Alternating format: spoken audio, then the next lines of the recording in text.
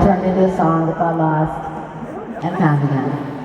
And it started out in the States to be like a 3-minute story, and then over 47 different nights it turned into like a 10-minute story. So I tried to shorten it, but every time I tried to shorten the story, it's like a snake, it gets longer. So I'm going to try again. Thank you, Nick. Thank you, Nick. He doesn't mean it. I'm going to try to not shorten it, Nick, but just, put it in the confines of, we could do 3 more songs.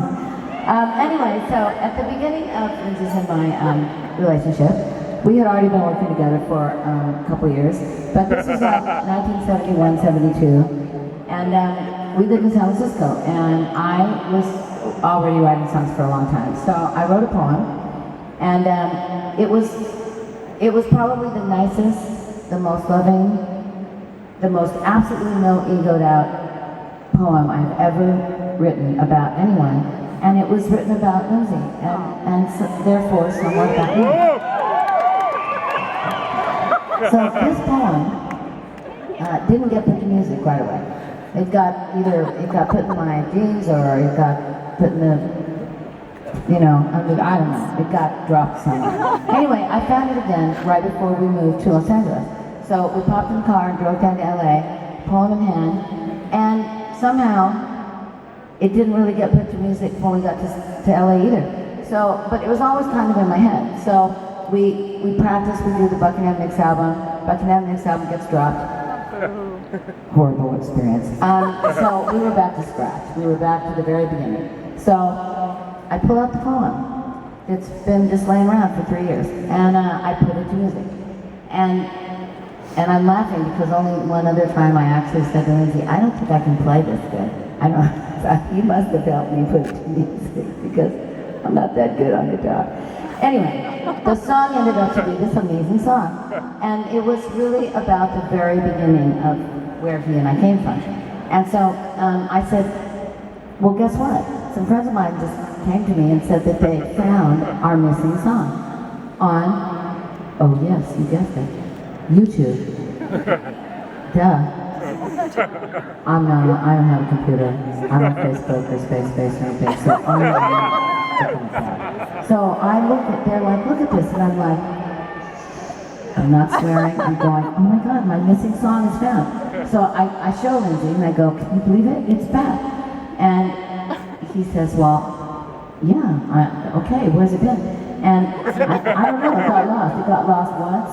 We think a friend of ours, stole it and then copied it and then put it back, and then he and I lost it. So it was lost twice. So when it was found, I said, let's record it. So at the end of last year, we went to Lindsay's house and we recorded it. And it came out great. We recorded it exactly as we had recorded it when it was written in probably 1974. And so Nick said to me, this is where the whole story came from. He said, don't forget to tell the audience that this is one of the things that attracted me to you and Lindsay, was the way that you guys sing to the way that Lindsay plays, because we sing almost in counterpoint to the way he plays. I think that's what makes us special, and Nick agrees. So Nick said, remind the audience of it. And I said, Lindsay, are you sweating? Yeah, I'm getting nervous. Okay, so, back to the story. So anyway, I said, okay, so we go on the road, and we have our little EP in hand, and it's very similar to what we did in 1974. And so I'm telling the story, and I'm going, so that was what attracted me, Fleetwood, to Lindsay and Stevie. And Lindsay lets me tell this story for probably a week, maybe 10 days. And all of a sudden, one night, I'm going, and that was what attracted him. And Lindsay goes, but now, you think I should have been a Shakespearean actress, don't you? I'm in the right place. I said, what do you mean, but no? And he says, because that's not true. What attracted me, Fleetwood, to you and me was not, basically was not you. It's me. And he says, they needed a guitar player. Their guitar player had just quit. They needed a guitar player. And I'm thinking, he's totally right. They needed a smoking hot, fantastic lead guitarist.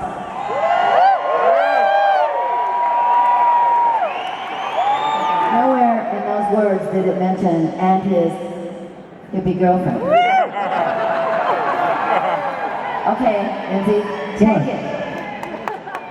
What do you want me to say? Jump in. Jump in? Jump in. Jump in. Oh, sure. Well, you know, I could say what I remember about how that went down, which was just very simply that Mick did hear my guitar playing in the studio one day, and then a couple of weeks later called me up and he said, Lindsay, would you like to join Fleetwood Mac? And I said, because I loved you so much.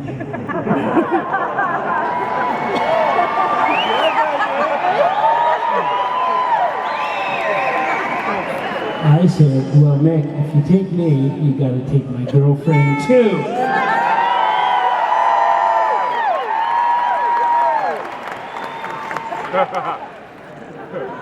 We're having a moment. And where did that get me?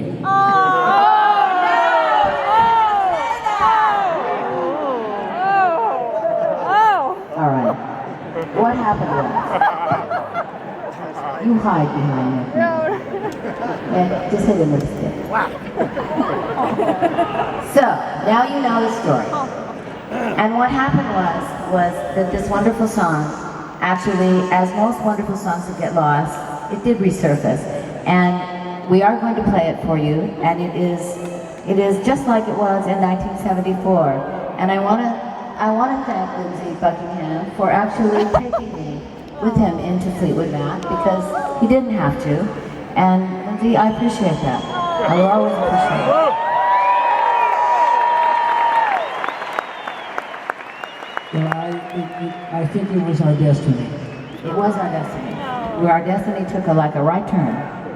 And he knew I didn't want to be a waitress anymore, and he went for that too. And Mick, thank you for inviting us to be in Fleetwood Mac. And John McVie, thank you for inviting us to be in Fleetwood Mac. Johnny Mac!